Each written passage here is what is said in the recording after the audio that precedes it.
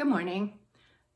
I'd like to try to make some connections between the material we read early on and the concepts that we're now working with as we explore identity.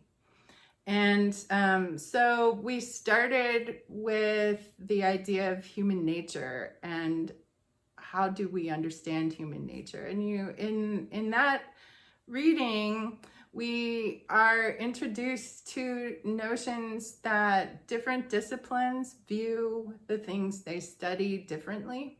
So if we have the human body, for example, and we look at biology, biologists take it apart and try to figure out how everything works, and they use an experimental method. If we are looking at the human body from the point of view of the humanities, we may be looking at how we describe how the body moves through space, how bodies interact with each other. We may use bodies as metaphors for ideas. We are looking out. A biologist is looking into the body, and often the scholar in the humanities is looking out from the inside of the body. If you're in the social sciences, you may be thinking about how social practices are encoded on bodies.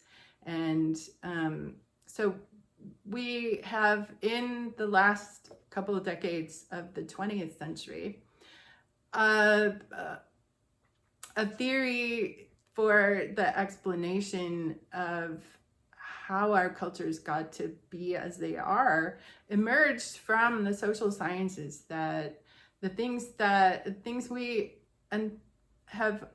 often try to understand as immutable, something that has been the same forever and will always be, like nature. These ideas are actually socially constructed. Nature is an environmental scientist may be able to go out into nature and look at how it works and take apart the pieces and figure out how the ecosystems work together. But how the vast majority of us understand what nature is, according to the theory of social construction, is more related to the stories that we tell about nature. So it's socially constructed. How we interact with nature determines something of what we think nature is. You may think nature is one thing, and I may experience it completely different.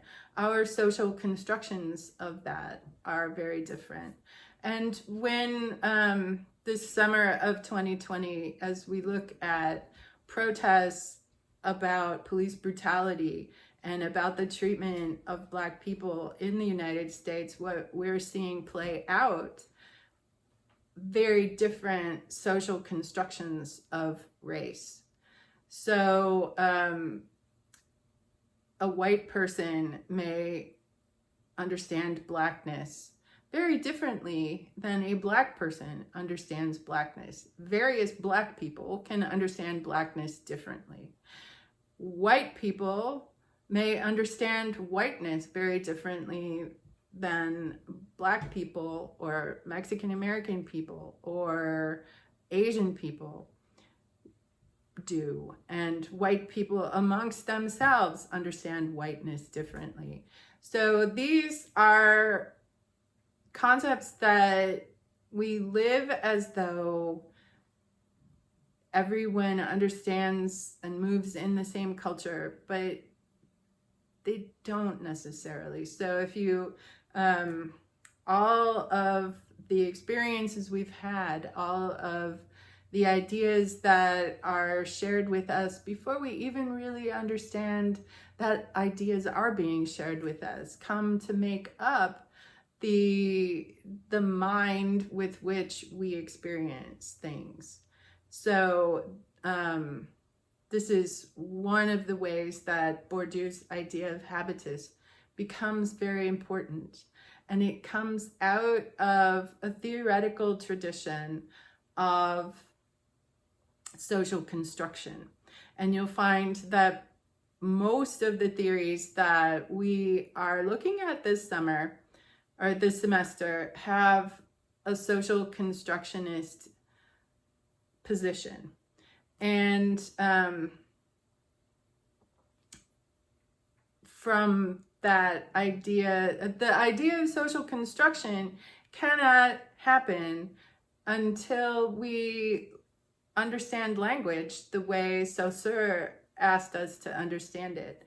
So that we look at a dog is not, the actual dog is not the same as the word dog. There can be many words for dog, but so that the language is in some way constituting the thing is constituting the language, and there's a process there. Before we had that understanding, it would not probably have occurred to anyone that we are constructing our world through narratives. We were thinking more in terms of describing our world through narratives, but then we see that the stories with the social construction, we see that the stories that we tell about how things are working in our society are, through that communication, we are constructing our culture.